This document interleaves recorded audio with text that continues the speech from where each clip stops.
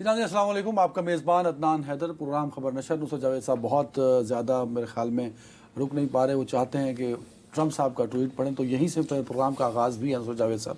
یہ اس ویکنڈ کا، گزشتہ ویکنڈ کا، ٹرمپ صاحب چین سے واپس گئے، تو یہ ویکنڈ کا سب سے بڑا سوال ہے کہ معاہدہ نہیں ہو سک رہا ایران اور امریکہ کے درمیان، تو کیا جنگ دوبارہ سے چھڑ سکتی ہے؟ بڑا امپورٹنٹ سوال ہے، لیکن وہ بات یہ ہے کہ ٹرمپ صاحب کے بارے میں آپ کیا کہیں؟ تو میں کہتا رہتا ہوں پل میں تو اللہ پل میں ماشا۔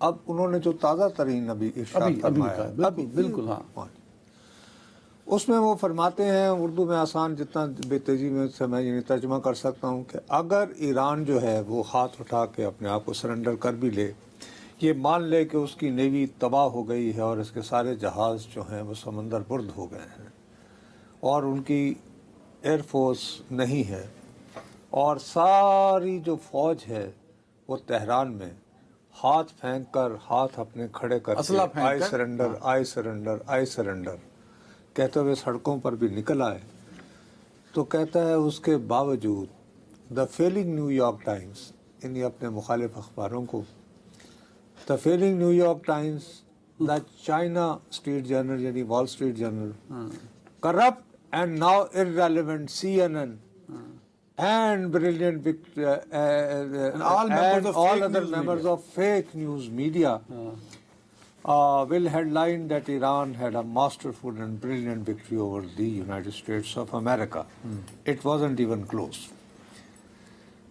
The dumb occurrents, yani DOM نہیں کیا، and media have totally lost their way. Media اور ڈیموکریٹ پارٹی دونوں اپنا راستہ کھو چکے ہیں، وہ دونوں پاگل ہو چکے ہیں۔ یہ پریزیڈنٹ ڈی جے ٹی، بھائی سوال اٹھتا ہے اس سے، میں تو یہ پیغام لوں گا یار، میں اگر ان کو، آپ امریکی صدر یہ فرما رہے ہیں کہ میں اگر ایران کو بدترین شکست سے بھی دوچار کر دوں تو میرے مخالفین نے تو ماننا ہی نہیں ہے، تو میں پھر تردد کیوں کروں؟ نہیں، میں یہ سوچنے پہ مجبور نہیں ہو جاؤں گا کہ میں ایسے کام نہیں کیوں کروں، چھوڑو پر کہ چھوڑو یار، اگر کسی نے اکنالج ہی نہیں کرنا کہ میں نے شکست دے دی ہے اور بکواس کرنی ہے انہوں نے ٹیلی ویژن وغیرہ پہ بیٹھ کے، CNN پہ اور نیو یارک ٹائمز نے، تو کیا ضرورت ہے یار؟ اپنے تو اتنا خرچہ بھی ہو تو ٹھیک ہے، جیسے کام چلتا ہے چلتے رہنے دو۔ میسج تو یہ جاتا ہے نا، لیکن یہ میسج بھی نہیں ہے، کیونکہ بھائی صاحب آپ ہی نے کل یہ پیغام دیا ہے بہت کیٹیگریکلی کہ بھی ایران کے پاس بہت کم وقت رہ گیا ہے، کلاک از ٹکنگ، اب فیصلہ کر لے، کہیں ایسا نہ ہو کہ تمہاری داستان بھی نہ ہو داستانوں میں۔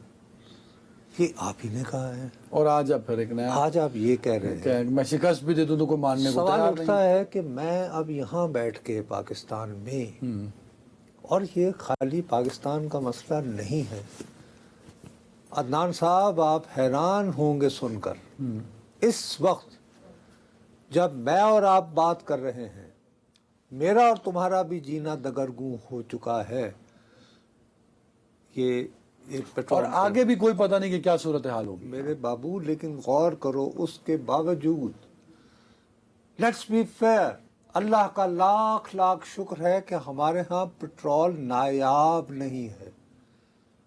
آپ جب پٹرول پمپ پہ جا کے کہتے ہو کہ میری ٹینکی فل کر دو تو اس کو فل کر دیتا ہے، وہ آپ کو انکار نہیں کرتا۔ اس وقت برادر، خدا کا واسطہ ہے سمجھنے کی کوشش کرو، دنیا کے کم از کم 80 ملک ہیں، 80، جہاں پر سرکاری طور پر جو ہے وہ راشننگ کر دی گئی ہے۔ مثلاً آپ اکنامک سچویشن ٹھیک ہے، 10 سے زیادہ جو ہیں وہ لیٹر نہیں لے سکتے، فار گاڈ سیک، اور اگر آپ ایک مرتبہ جب ڈلوائیں گے تو وہ بھی پھر ایپ پہ کہتے ہیں کہ موبائل پہ یہ رجسٹر کریں کہ یہ اتنے بجے اتنی تاریخ میں نے یہ 10 لیٹر ڈلوائے ہیں۔ یہ کم از کم یہ پریکٹس 40 ملکوں میں انفورس کر دی گئی ہے۔ پوری دنیا ایک انریسٹ کی صورتحال میں سر، تو بھیا اس اس وقت ہم جن حالات میں ہیں، لیٹس فیس اٹ، یہ اتنے اعصاب شکن ہیں کہ بخدا بندہ تنگ آ کے کہتا ہے کہ یار اس سے تو بہتر ہے جنگ کر لو یار، مکاؤ بیچ میں، جرا رولا کٹا کٹی کرنا کاٹ ایک لو. فیصلہ کرو. ہاں ٹھیک ہے ٹرمپ خود اتنے کنفیوز ہیں، جان بوجھ کے کر رہے ہیں، کوئی تو سر وجہ ہوگی نا. سر میرا ایک پورا جواز ساری دنیا پیش کیا کرتی تھی، چین کا دورہ ہو گیا نا سر. لیکن وہ اس کا دورہ جو ہے نا، دیکھیے نا، اب چین وہ موصوف اس لیے گئے تھے، سوال اٹھتا ہے کہ کیا چین وہ جو سوچ کر گئے تھے جس کی بنیاد پر ہمارا خیال تھا کہ ایک بات کہ شاید وہ چین کہے کہ جی ٹھیک ہے آپ ایسا کریں کہ آپ صلح صفائی کر لیں اور میں آپ کا گارنٹر بن جاتا ہوں. ایسی تو کوئی کہانی نہیں. ایسی انہوں نے کوئی کہانی نہیں کی، بلکہ ہوا کیا، ہوا یہ کہ ان کی موجودگی میں چینی صدر نے، وہ بڑے ایک گہرے آدمی ہیں، انہوں نے وہ 2400 سال پرانے فلاسفر تھوسیڈیڈس کا ذکر کیا اور یہ کہا کہ بہتر ہے ہمارے لیے کہ ہم ہم اس کے بیان کردہ جال میں نہ آئیں، اس فلاسفر نے جو جال بنایا. اچھا، اس فلاسفر نے جو جال بتایا تھا اس میں یہ تھا کہ اس نے کہا تھا کہ ہر بڑی جو قوت ہوتی ہے، جو سپر پاور ہوتی ہے اپنے دور کی، اس پہ ایک وقت زوال آتا ہے، اور وہ وقت زوال جو ہے اس کا انجام یہ ہوتا ہے کہ جو طاقت ابھر رہی ہوتی ہے اس کے ساتھ کانفلکٹ میں آتی ہے تو اس کو ختم کر دیتی ہے. اور اس کے لیے اس نے مثال دی تھی، اسپارٹا اپنے دور کی سپر طاقت تھی، اس کے دبانے کا USA تھا، اور اس کے مقابلے میں ایتھنس یعنی یونان ابھر رہا تھا، تو یونان نے جو ہے اسپارٹا کو ملیا میٹ کر دیا اور ان کی داستان بھی نہ رہی. مگر یہ بات وہ کہہ رہا ہے چینی صدر انتہائی مؤدب انداز میں، اور چلتے چلتے جیسے ایسے ہی نہیں آپ ایک یعنی فلک کر دیتے تو یہ کر دیا انہوں نے. کہ بھائی صاحب آپ تو ایک مرتی ہوئی سپر طاقت ہیں، تو نہ چھیڑ ملنگانو، تو آؤ بیٹھو اور بیٹھ کے گفتگو. ہاں، ساتھ انہوں نے یہ بھی کہا کہ وہ نقصان آپ نے بلکہ بتایا بھی تھا کہ نقصان دونوں طرف ہوگا. یہ نہیں کہ یہ باتیں تو انہوں نے کی ہیں چینی صدر، لیکن آپ اگر انتہائی غور سے دیکھیں تو جب سے موصوف واپس آئے ہیں چین سے تو ان کی اکڑ فون کم ہے. یہ بہت انہوں نے وقفے کے بعد اس طرح کا ہنسی مذاق یعنی پکڑ پن کیا ہے.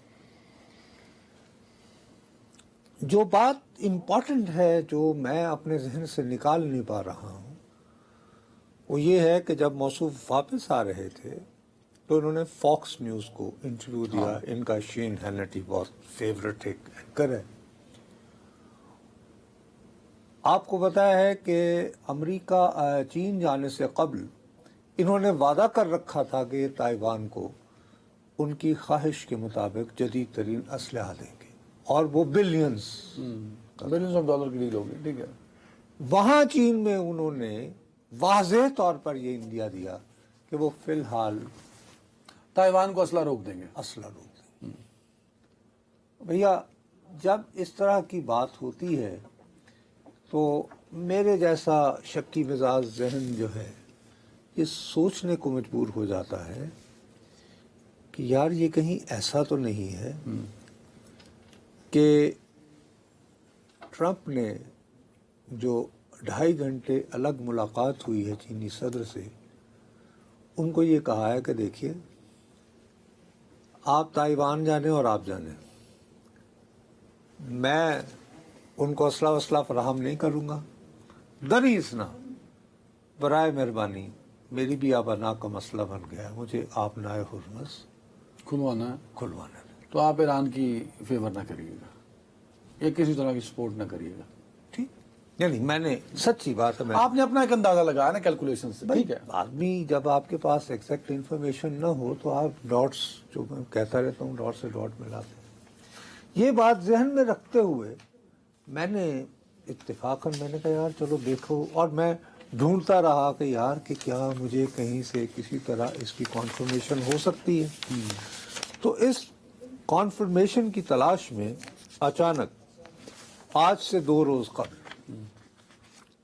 میری ٹویٹر پر نگاہ پڑی، وہ یعنی ایکس جس کو آپ کہتے ہیں، اس پہ وہ خاتون جو اسلام آباد آئی تھیں، کیٹلین ڈان باس، جو کہ نیو یارک پوسٹ کی ہیں، نیو یارک ٹائمز کی نہیں ہے، جس کے پیچھے پڑا رہتا ہے، اور جن کو یہ ڈائریکٹ انہوں نے اس خاتون کی یہاں موجودگی میں، وہ صدر ٹرمپ کی سجیشن پر یہاں رکی تھی، جس نے یہ انڈیا دیا کہ اسلام آباد میں ایک اور راؤنڈ ہو سکتا ہے، اس کے بعد انہی کے کہنے پر ہی پھر وہ واپس لوٹ گئی، کبھی جلد کو مسئلہ نہیں ہو رہا۔ اس نے آج کل وہ چھٹیوں پہ گئی ہوئی ہے اور وہ تصویریں لگا رہی ہے کہ جی میں سمندر کنارے زندگی انجوائے کر رہی ہوں، چھٹیاں منا رہی ہوں۔ مطلب آپ اس کو فالو کریں گے وہ پاکستان کب آ رہی ہے؟ ایک یہ تھا ذہن میں، دوسرا یہ کہ فرض کرو کہ اگر نہیں آ رہی تو اس کو آج کل ٹرمپ کے کیمپ سے یا براہ راست امریکی صدر سے کیا باتیں مل رہی ہیں، میسیجنگ مل رہی ہے۔ اب اس میں اس نے کہا کہ ایران جو ہے وہ بہت جلد اپنا منصوبہ منظر عام پر لا رہا ہے، جس کے تحت ہو جائے گا کہ اگر آپ نے تیل بردار جہاز آبنائے ہرمز سے یا دیگر کوئی اور بھی جو، تو وہ ان راستوں سے گزر کے آئے، یعنی یہ لاہور اسلام آباد موٹر وے ہے، اس راستے سے گزریں گے آپ، اور یہ آپ ٹیکس دیں گے اس پہ، ٹھیک ہے۔ یہ کہنے کے بعد انہوں نے کہا کہ آبنائے ہرمز، یہ وہ خاتون لکھ رہی ہے، خود کسی کو کوٹ نہیں کر رہی ہے، کہ ابھی اگر آبنائے ہرمز جو ہے وہ غیر محفوظ ہے بحری تجارت کے لیے، تو اس کی واحد وجہ جو ہے وہ یہ ہے کہ ایران اسکول کے گنڈوں کی طرح جو ہے وہ کہہ رہا ہے کہ نہیں میں تو بھتہ وصول کروں گا، جو بننا میں بچوں کو ماروں گا، جو یعنی جو گنڈا جو اسکول میں بلی ہوتا ہے، she used the word school bully، لیکن آسان زبان میں کہ جو محلے کا گنڈا کہتا ہے کہ اسکول کا گنڈا، ٹھیک ہے۔ میں نے کہا یار اس کا مطلب یہ ہے کہ یہ تو امریکن ابھی، یعنی کہ یہ تو صدر کی تھنکنگ ریفلیکٹ کرتی ہے۔ ہاں ٹھیک ہے۔ ابھی میں اس شعبے میں تھا ہی تو صاحب یہ ٹرمپ صاحب کا بھی آ گیا وہ کہ ایران سوچ لے فلانا فلانا، اس سے لیکن کہیں زیادہ امپورٹنٹ بات یہ تھی کہ یہ خاتون نے تو ہفتے کو کیا نا، یہ اس کی ایک حوالے سے کہ یہ واقعتاً امریکہ کی فرسٹریشن، اینگر اور غصہ کے معاملہ کہیں نہیں جا رہا، اس کو ریفلیکٹ کر رہی ہے یہ خاتون کہ ہمارے ہاں ہمارے وزیر داخلہ جو ہیں وہ اچانک ایران چلے جاتے ہیں، ایک لمبے ٹرپ پہ 2 سے 3 دن شاید۔ ہمارے بہت سارے لوگ جو ہیں وہ فوراً، ہم تو اور طریقے سے چیزوں کو دیکھنے کے عادی ہیں بدقسمتی سے، کہ ارے صاحب یہ وزیر داخلہ کیوں جا رہے ہیں، یہ محسن نقوی کیوں جا رہے ہیں؟ ارے بھائی سیدھی سی بات ہے کہ ان کے جانے کا ایک بنیادی میسج تھا، پیغام تھا، اور وہ پیغام یہ تھا کہ وہ جو ریگولر فارن آفس کے ذریعے جو روابط ہو رہے تھے وہ کسی طرف نہیں لے جا رہے۔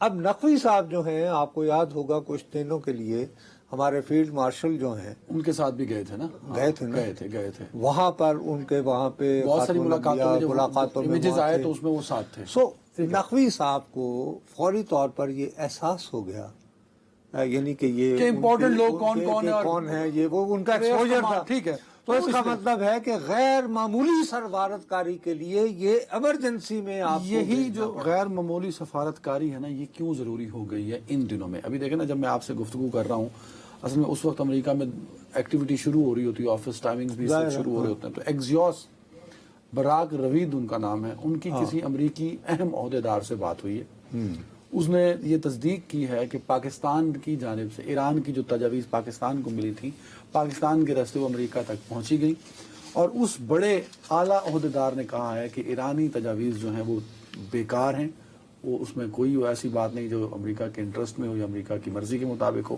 لہٰذا بہت جلدی جنگ شروع ہو سکتی ہے۔ یہ ایگزیوس ابھی دعویٰ کر۔ اب یہ بندہ بھی ہم بار بار کہتے رہتے ہیں کہ یہ برق جو ہے یہ بندہ باقاعدہ سرونگ اسرائیل کی انٹیلیجنس کا افسر رہا ہے۔ 2 دنوں سے خبریں آ رہی ہیں کہ جی بہت سارے جہاز جو ہیں امریکہ نے جرمنی سے اٹھا کے اسرائیل بھیج دیے تاکہ کسی وقت بھی، اور 1 یا 2 دن کی بات ہو رہی ہے، اور تقریباً یہی بات جو ہے وہ ایران کی خبر رساں ایجنسی بھی کہہ رہی ہے. جس پہ جن کو بنیاد بنا کے میں نے سوال بھی پوچھا کہ جنگ کا دوبارہ شروع ہو سکتی ہے. نہیں، بڑی لیجیٹیمیٹ کوشچن ہے بابو. لیجیٹیمیٹ کوشچن یہ ہے، دیکھو نا، مجھے ایک بات بتائیے کہ اگر اسی طرح حالات رہتے ہیں، یہ گو مگو کی کیفیت ہے بھائی صاحب.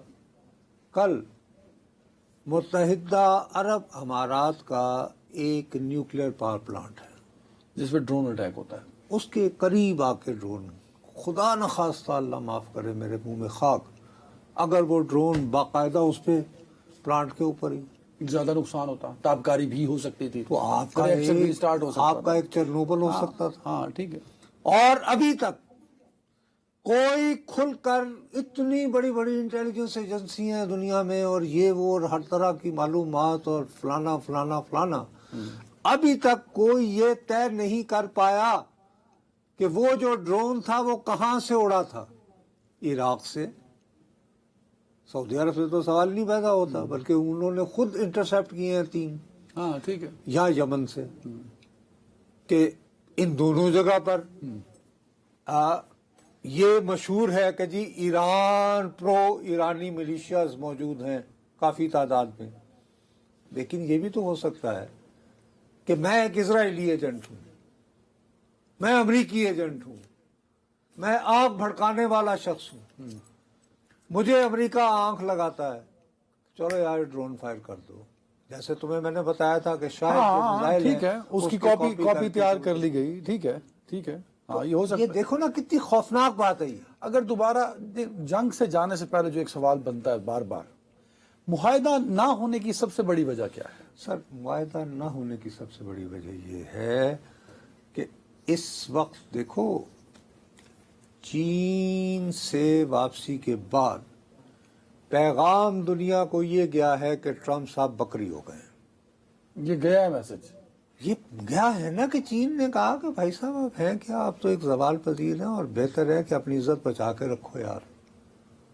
ایسے حالات میں وہی یہ کیٹرین ڈیوس والی بات ہے، یعنی کہ ڈارمنس والی بات ہے کہ اگر آبنائے ہرمز پر باقاعدہ ایران کا اجارہ تسلیم کر لیا جائے اور وہاں سے گزرنے والے ہر جہاز کی فیس جو ہے وہ وصول سر کرے. Very fine. تو اس کا حل کیا، دوبارہ جنگ ہے؟ اگر ایران آمادہ نہیں ہوگا تو اس کا پھر دوسرا طریقہ کیا ہے؟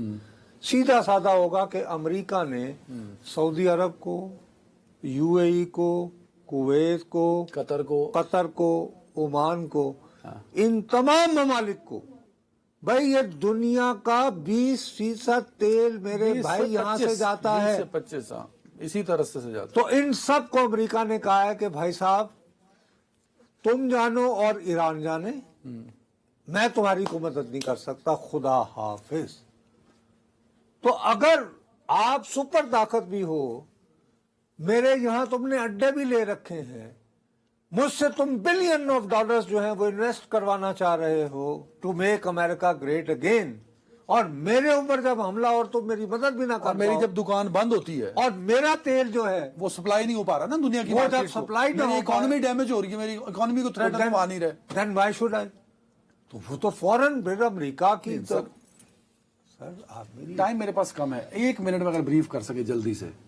یہ جنگ ہوگی آپ کہہ رہے ہیں، اس کے علاوہ there is no other option with Trump. دیکھو بھائی، اب یہ جو تم ایکزیوس کی بات کر رہے ہو اور باقی ہماری بہت ذمہ داری سے، دیکھو پلیز، میں اپریشیٹ کرتا ہوں کہ پاکستان نے، رائٹر کے نمائندے نے پوچھا تو اس نے کہا کہ جی ٹائم بہت کم رہ گیا ہے اور جلد جو ہے، لیکن انہوں نے ساتھ یہ بھی کہا کہ دونوں فریقین keep changing their goal post. ٹھیک ہے، یہ اس میں تصدیق بھی کر دی نا ایران کے ترجمان خارجہ we don't have much time, کہ ہم.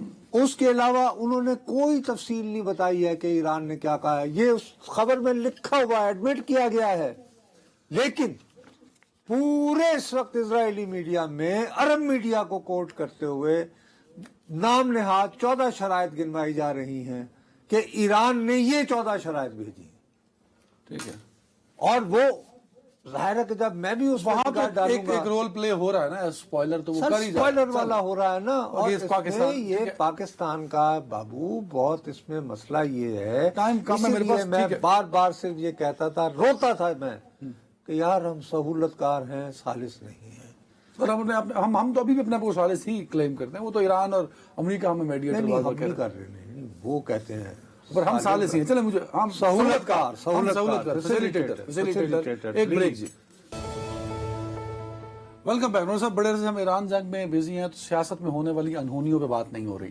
تو خیبر پختونخوا میں گورنر راج کی باتیں ہوتی تھیں کہ گورنر صاحب گورنر راج لگائیں گے, لیکن انہونی یہ ہے کہ خیبر پختونخوا کے مسائل پہ خیبر پختونخوا کے وزیر اعلیٰ کے ساتھ بیٹھے تھے اور باقاعدہ ایک پریس کانفرنس کی.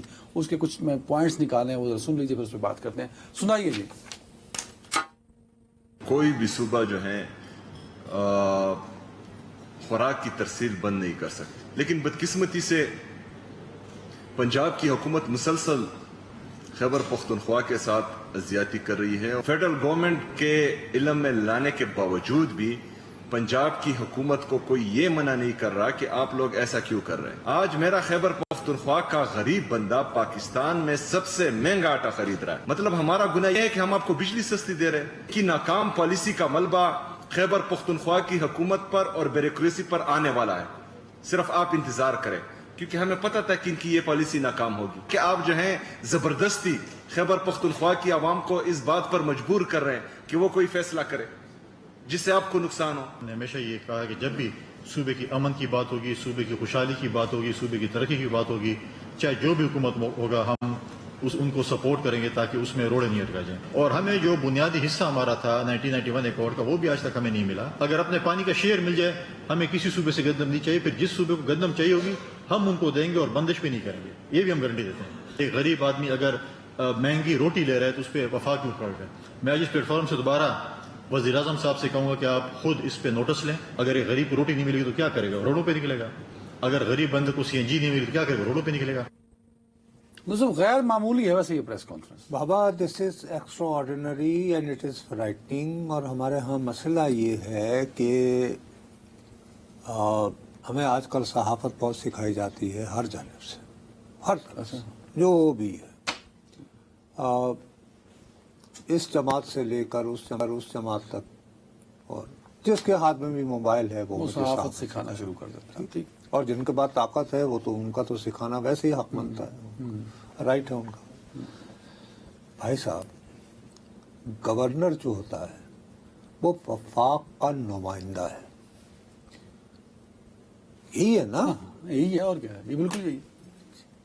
وفاق کا نمائندہ جو ہے جس کا تعلق پاکستان پیپلز پارٹی سے ہو, اور پیپلز پارٹی حکومت میں شامل ہوئے بغیر موجودہ حکومت کی حلیف سمجھی جاتی ہے, حریف نہیں. انہی کے ووٹوں سے وزیر اعظم بنا ہوا ہے سر. وفاق ہی کا ایک نمائندہ جو ہے وہ پنجاب کا گورنر بھی ہے, اور تعلق اس کا بھی پیپلز پارٹی سے ہے. سوال اٹھتا ہے کہ وفاق کا یہ نمائندہ جو ہے یہ گرین فون اٹھا کے تو وزیر اعظم پاکستان سے یہ درخواست نہیں کر سکتے تھے کہ سر میں آپ کے ساتھ ایک ارجنٹ ملاقات چاہتا ہوں کیونکہ کچھ مسئلے مسائل ہو رہے ہیں. ہاں ٹھیک ہے, یہی تو پوچھنا تھا اس کا مقصد کیا تھا. یہ کنوے کر رہے ہیں کہ وفاق کے نمائندے کا یار ٹائم تو اب کتنی, اب ہم کیا ہو گیا نا. میں یہ پوچھنا یہ چاہ رہا ہوں کہ کیا ضرورت پڑی. اور یہ بات صرف اتنی نہیں ہے, آگے بھی چلیں آپ. اچھا وہ کیا ہے, وہ یہ کہ جب یہ پریس کانفرنس کر رہے تھے تو اس پریس کانفرنس میں خیبر پختونخوا کی اسمبلی میں leader of the opposition doctor عباد بھی موجود تھے. وہ تو مسلم نون کے نہیں, اور وہ مسلم لیگ نون کے ہیں. اور شکایت کس کے خلاف ہو رہی ہے, مسلم لیگ نون کے خلاف. پنجاب کی حکومت, وہاں پہ کس کی حکومت ہے, نون لیگ PMLN. اور بات کیا ہو رہی ہے, آٹے کی نایابی, آٹے کی قیمت. تو پہلے تو ایک جواز تھا کہ یار خیبر پختونخوا سے جو ہے وہ آٹا افغانستان سمگل ہو جاتا ہے, اب تو ویسے تجارت بند ہے وہ. تو کیسے آپ جسٹیفائی کر سکتے ہیں.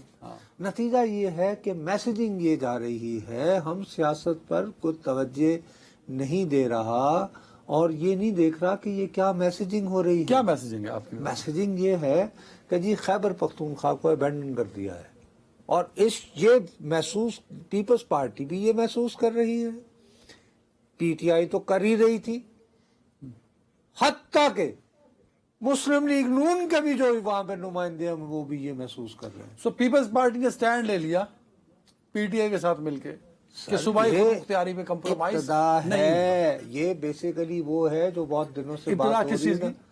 28ویں ترمیم. 28ویں ترمیم تو میں تمہیں کتنے دنوں سے کہے چلے جا رہا ہوں. نہیں، آپ تو خیر مانتے نہیں اس بات کو 28 ترمیم ہوگی. سر آپ دیکھ لیں نا، اب شروع ہو چکی ہیں چیزیں. اس سے پہلے ہی آپ دیکھ رہے ہیں نا اندازہ، اور اس میں آپ 28ویں ترمیم والا ایشو تو ختم ہونے ہی نہیں دے رہے. بلاول صاحب نے کہا تھا ابھی پچھلے دنوں کہ یہ پارلیمنٹ کی بیٹھ کے کہ میری مرضی کے بغیر تو نہیں ہو سکتی. ٹھیک ہے، انہوں نے کہا ہاں تو صحیح ہے، ظاہر ہے کہ مشاورت محمود اجل زئی ہوگی. صاحب بھی متحرک نظر آتے ہیں کہ انہوں نے بھی کوشش کی کہ میں بلاول بھٹو صاحب بابا سے یہ ملاقات کر پہلی انڈیکیشن ہے کہ اگر آپ پیپلز پارٹی کو دیوار سے لگائیں گے تو پیپلز پارٹی 28ویں ترمیم کی حمایت میں، جیسے آپ کی خواہش ہے، ووٹ دینے کے بجائے وہ پی ٹی آئی کے ساتھ بھی جا سکتی ہے، اس کے ساتھ بھی کھڑی ہو سکتی ہے. تو یوں دو حکومتیں سندھ اور اے پی وہ اگر ایک ساتھ اکٹھے کھڑی مل ہو کے جائے. جو ہیں وہ پش بیک کر سکتی ہیں. ہاں ٹھیک ہے. بات سمجھ گئے نا؟ تو یہ ایک انڈیکیشن ہے. دیکھو سیاسی گیم اس طرح نہیں ہوتی. 28 سیاسی گیم کو ہمیشہ بر وقت جو ہے وہ بھام کے اس کا علاج کر لیا کرتے ہیں.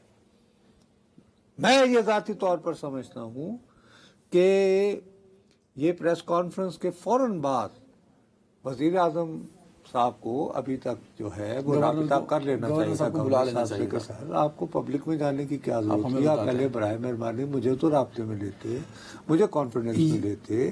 اس کی نوبت کیوں آئی؟ پھر بطور صدر پاکستان مسلم لیگ ان کو ڈاکٹر عباس صاحب سے تو پوچھنا چاہیے تھا. سر یہ جو آخری منٹ ہے میرے پاس، یہ جو سیاسی ڈیولپمنٹس ہو رہی ہیں، مولانا صاحب سیاسی طور پہ بڑے متحرک ہو چکے ہیں. میں آج اسمبلی کا اجلاس تھا، وہاں نہیں جا سکا. میں کہا یوٹیوب پہ دیکھوں کہ کیا چل رہا ہے، تو وہ پرائیویٹ تھی. I can not watch that video. Private نہیں ہوتا کہ وہ انہوں نے بلاک کر نہیں دیا ہوتے، کیونکہ ہنگامہ ہو رہا تھا نہیں ہو نا. رہا تھا. سیدھی بات ہے، ہنگامہ ہو رہا تھا وہاں بھی ہنگامہ اور پھر ہو رہا وہ تھا. بائیک آؤٹ کر کے چلے گئے. اور وہ ان کا بائیک آؤٹ کی منطق بھی سمجھ میں نہیں آتی. او یار بھائی، تم بجائے اس کے شور شرابہ کرنے کے اس پارلیمان کی کمیٹیوں میں واپس آؤ میرے بھائی. یہ بجٹ آنے والا ہے، سوالات کرو کہ کیا بجٹ آ رہا ہے. ٹھیک ہے ٹھیک ہے. ہاں میں اس پہ بات اپنے اچھا، سیاسی خبروں کی بات آ گئی تو ایک خبر یہ بھی چل رہی ہے کہ محمود اچکزئی صاحب نے کہا ہے حکومت کو ٹف ٹائم دینا، اور مولانا فضل الرحمان صاحب آپ اپوزیشن لیڈر بننا چاہتے ہیں تو میں بیک آؤٹ کر جاتا ہوں، آپ بن لیجیے. آپ بات چل رہی ہے، لیکن سچی بات ہے کہ میرے پاس ابھی اس کی کوئی اوتھینٹک نہیں ہے. لیکن یہ بات میں نے بھی سنی ہے. میں نے یہ بھی سنا ہے کہ یہ جو بات آئی ہے سامنے تو کہہ رہے ہیں کہ جی پیپلز پارٹی کی قیادت سے بھی اچکزئی صاحب نے بلاول صاحب سے ملاقات کے لیے کہ بالآخر ایک نہ ایک دن جو ہے ہمیں کہیں نہ کہیں ایک ہی ٹرک پہ کھڑا ہونا ہے، تو بہتری ہے کہ ایک دوسرے سے مل ملا. 28ویں ترمیم پہ اپوزیشن اگر اکٹھی ہو جائے سر تو حکومت بہت مشکل ہو جائے گا حکومت کے لیے، کافی مشکل ہو جائے گا.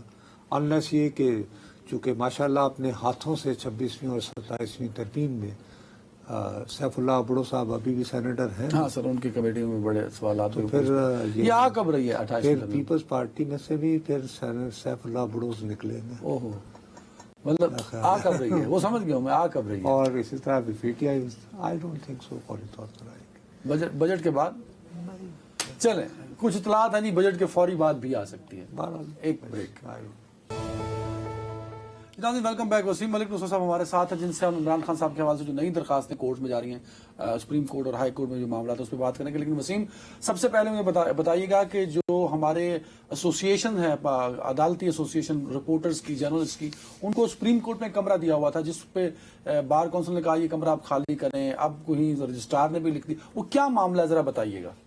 بہت شکریہ. دیکھیے گزشتہ کئی دہائیوں سے جو سپریم کورٹ پریس ایسوسی ایشن ہے, عدالتی امور کو کور کرنے والے صحافی ہیں, انہیں سپریم کورٹ آف پاکستان کی عمارت کے اندر ہی جو وکلا کا بلاک ہے, سپریم کورٹ بار ایسوسی ایشن یا پاکستان بار کونسل, انہی کے ساتھ ہی ایک کمرہ دیا ہوا تھا جہاں وہ بیٹھتے تھے یا جہاں سے وہ غالباً جسٹس سعید الزما صدیقی صاحب اس وقت چیف جسٹس تھے سپریم کورٹ. جی ہاں, افتخار چودھری صاحب سے پہلے انہی کی جانب سے یہ کمرہ دیا گیا, اور اس کے بعد پھر یہ ہوتا ہے کہ صحافی جو ہیں اپنی خدمات جو ہیں وہ سر انجام دے رہے تھے, اپنی ذمہ داریاں نبھا رہے تھے, تو اچانک گزشتہ ہفتے سپریم کورٹ بار ایسوسی ایشن جو کہ وکلا کی ایک جماعت ہے, ان کی جانب سے پریس ایسوسی ایشن کو ایک نوٹس موصول ہوتا ہے اور کہا جاتا ہے کہ 7 دن کے اندر آپ یہ کمرہ جو ہے وہ خالی کر دیں, اپنی ریپلیسمنٹ آپ کو ایک نیچے عدالتی احاطے کے باہر سے ایک کمرہ دیا جا رہا ہے, اگر آپ نہ مانیں تو پھر آپ کو عدالت میں داخل نہیں ہونے دیا جائے گا.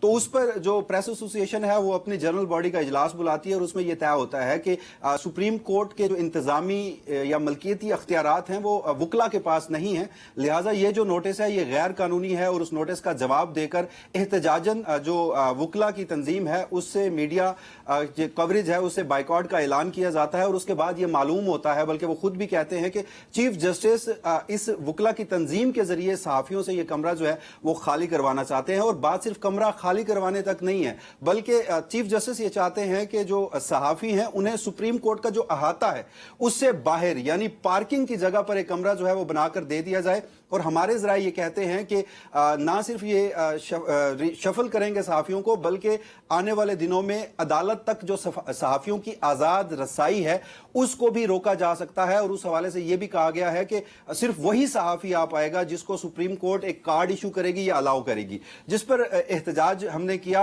اور اس سے قبل یہ معاملہ وسیم بھائی یہ بڑا اہم معاملہ ہے, نصرت صاحب رپورٹ کرنے کے لیے آپ کورٹ نمبر روم سے پہلے بھاگیں گے اور باہر تک آئیں گے, آپ ٹکر بنائیں گے تو یوں جو انفارمیشن کا فلو ہے وہ رک جائے گا. ہم بطور فریادی نصرت جاوید صاحب چیف جسٹس آف پاکستان جناب یحییٰ آفریدی صاحب سے ہاتھ جوڑ کے ہم وہ فریادی ہیں چیف جسٹس صاحب جو مظلوم ہیں, محکوم ہیں, مجبور ہیں, لاچار ہیں. یقین جانیے کہ پیکا کے بار تلے آگ کے دم گھٹنے والا ہے ہمارا. ہاتھ جوڑ کے آپ سے اپیل ہے کہ ہمیں وہ کمرہ, وہ چھوٹی سی جگہ وہ میرے رہنے کے لیے نہیں ہے, وہ صرف فلو آف انفارمیشن کے لیے ہے جو میرا بنیادی حق ہے. آپ میری فریاد سن سکتے ہیں اور ہاتھ جوڑ, یہ صرف عدنان حیدر کے ہاتھ نہیں جڑے, یہ پاکستان کے ہر صحافی کے ہاتھ جڑے ہیں. اور مجھے امید ہے مجھ سمیت ہر صحافی کو کہ آپ ہمیں انصاف دلوائیں گے, اور وہ جو کمرہ ہمارے لیے مختص ہے تاکہ ہم رپورٹ کر سکیں, دنیا کو بتا سکیں کہ پاکستان کی سب سے بڑی عدالت میں انصاف کس طرح اور کیسے پہنچایا جا رہا ہے, وہ ہم اپنا کام خوش اسلوبی سے حل کر سکیں. تو ایک دفعہ پھر میرے ہاتھ جڑیں. تو سب سیگمنٹ کی طرف آتے ہیں, ٹائم کم ہے. 190 ملین پاؤنڈ کا معاملہ ہے وسیم ملک صاحب, تو کچھ درخواستیں نہیں آئی ہیں, ذرا وہ کیا معاملہ اس کو رپورٹ کیجیے گا. اچھا, آپ کی اجازت سے صرف ایک کامنٹ میں کرتا جاؤں پچھلے موضوع کے اوپر کہ پہلے یہ معاملہ چیف جسٹس قاضی فیض عیسیٰ کے دور میں سرفیس پہ آیا, مگر یحییٰ آفریدی صاحب نے آتے ہی ہم صحافیوں کو بلا کر یہ یقین دہانی کرائی تھی کہ میرے ہوتے ہوئے آپ کو اس عمارت سے بے دخل نہیں کیا جائے گا, مگر اب ان کی جانب سے یہ مطالبہ جو دوبارہ آ رہا ہے. بہرحال 190 ملین التجا ہی کر سکتے ہیں, ہم سب التجا ہی کریں گے بہرحال. لیکن میرا خیال ہے ہم شاید ڈیزرو بھی کرتے ہیں. میں اس موضوع میں سیگمنٹ کا ہم ہی تھے, بہت تڑپ رہے تھے, ریاست ہوگی ماں کی جیسی. بہرحال سپریم کورٹ بار ایسوسی ایشن ماشاء اللہ. السلام علیکم. اچھا جی وسیم بھائی پلیز. دیکھیے 190 ملین پاؤنڈ کیس کا معاملہ ہے. عمران خان اور بشرا بی بی انہیں اس کیس میں سزا مل چکی ہے. اس سے پہلے سزا معطلی اور بریت دونوں درخواستیں جو ہیں وہ فروری 2025 میں دائر کی گئی تھیں. مارچ 2025 میں پہلے سزا معطلی کا معاملہ جو ہے وہ اس کی سماعت جو ہے وہ مقرر ہوتی ہے. لگ بھگ 14 ماہ وہ زیر التوا رہتا ہے, کبھی بینچ دستیاب نہیں ہوتا, کبھی نیب کے پروسیکیوٹر نہیں جاتے, اور پھر گزشتہ ماہ اچانک سے نیب اور چیف جسٹس سرفراز ڈوگر یہ موقف رکھتے ہیں کہ اب یہ معاملہ جو ہے سزا معطلی کا یہ تو ہو گیا پرانا, لہٰذا سزا معطلی کا بجائے سننے کی بجائے ہم ایسا کرتے ہیں کہ مرکزی اپیل پر آپ سے دلائل لے لیتے ہیں. سلمان صفدر صاحب جو کہ عمران خان صاحب کے وکیل ہیں انہیں کہا گیا اور آپ آئیں, اور 7 مئی کی یہ تاریخ تھی کہ آپ 7 مئی کو آئیں اور اس مرکزی اپیل پر دلائل دیں. 7 مئی کی جب تاریخ آتی ہے سلمان صفدر صاحب اس دن پیش نہیں ہوتے, ان کے معاون وکیل پیش ہوتے ہیں, اور ان کا موقف یہ ہوتا ہے کہ سلمان صفدر صاحب نے فریش انسٹرکشنز جو کہ عمران خان اور بشرا بی بی سے لینی ہے, کیونکہ پہلے کی جو ہدایات تھی وہ یہ تھی کہ آپ نے صرف سزا معطلی پر ہی دلائل دینے ہیں, بریت کے معاملے پر دلائل فی الحال نہیں دینے. تو وہ چاہتے ہیں کہ میری دوبارہ ملاقات کروائی جائے اور اس معاملے کو ایڈجرن کیا جائے. چیف جسٹس اور ان کے ساتھ ایک اور جج صاحب ہیں, ڈویژن بینچ ہے, وہ سماعت کر رہا ہوتا ہے, تو سلمان صفدر صاحب کی یہ استدعا مسترد کر دی جاتی ہے اور بڑا سخت عدالتی فیصلہ آتا ہے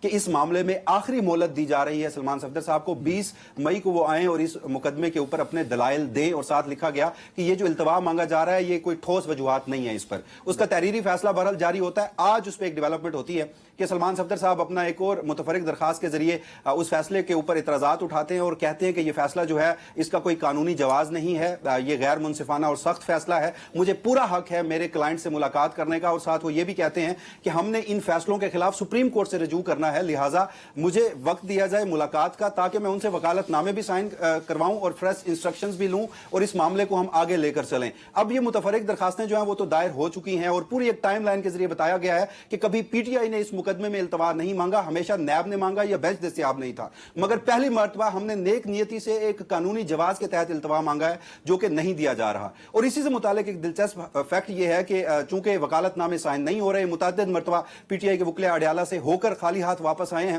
تو وہ جو ہسپتال منتقلی کے حوالے سے معاملہ اسلام آباد ہائی کورٹ میں نپٹایا تھا جس میں پی ٹی آئی جو سمجھتی ہے ان کے حق میں فیصلہ نہیں آیا تھا, تو اس فیصلے کو آج سپریم کورٹ آف پاکستان میں چیلنج کیا گیا. وکیل ہیں عزیر بھنڈاری, ان کے توسط سے.